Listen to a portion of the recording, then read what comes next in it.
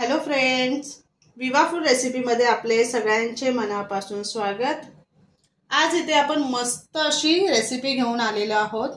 बाहेर मस्त थंडी पडायला लागलेली आहे, गारवा छान झालेला आहे, तर त्याच्यासाठी इथे आपण मस्त फिश सूप करणार आहोत।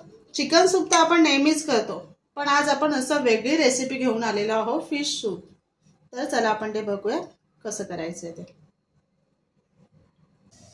इथे मी एका पातेलीमध्ये पाणी उकळवून घेतलेलं आहे, त्याच्यामध्ये थोडं मीठ टाकते आणि इथे एक मी मासा घेतलेला आहे, तो स्वच्छ करून साफ करून धुवून घेतले।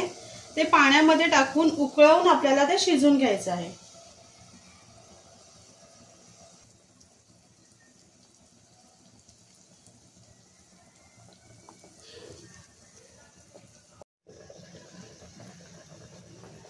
इथे मस्त उकळ आलेले आहे, बाव पण छान शिजला गेलेला आहे मच्छीचा। आता हे मी एकीकडे एका ताटामध्ये काढून त्याच्यातला काटा मी वेगळा करणार आहे आणि बाव आणि हे जे आपला सूप तयार झालेला आहे तो वेगळा करून आपण त्याला तडका द्यायचा आहे। तर त्याच पातेलीमध्ये मी एक पळी तेल टाकून घेणार आहे।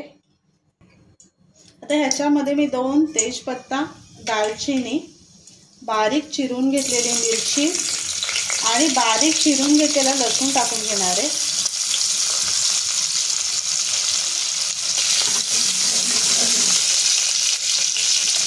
आता ह्याच्यामध्ये मी कांदा पातीचा जो कांदा असतो तो बारीक चिरून घेतलेला आहे आणि हे आपल्याला त्याच्यामध्ये छान परतून घ्यायचं।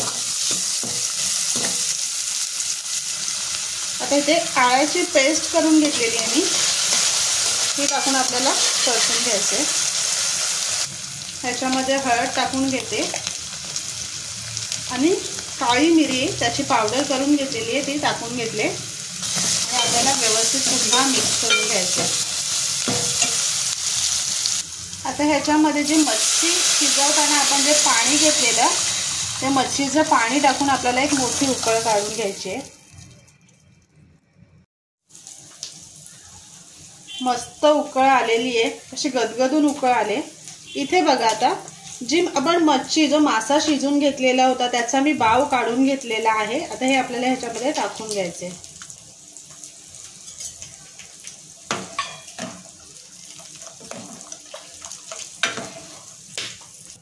आता ह्याच्यामध्ये मी थोडं मीठ टाकून घेणार आहे, एकदम थोडं टाकायचं आहे कारण आधी आपण मच्छी शिजवताना त्याच्यामध्ये मीठ टाकलेलं आहे। आता इथे आपल्याला एक 5 ते 10 मिनिटं उकळ काढून ते शिजवून घ्यायचं आहे। आता ह्याच्यामध्ये आपण कांदा पात थोडी टाकून घेणार आहोत।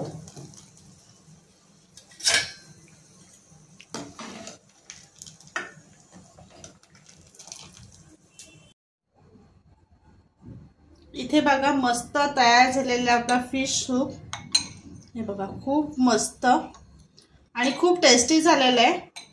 तर नक्की बनवा आणि सांगा कसं झालं ते। आणि असेच आपले नवनवीन व्हिडिओ बघण्यासाठी व्हिडिओला लाईक करा, शेअर करा आणि सबस्क्राइब करा। चला तर मग आपण भेटूयात पुढच्या व्हिडिओमध्ये।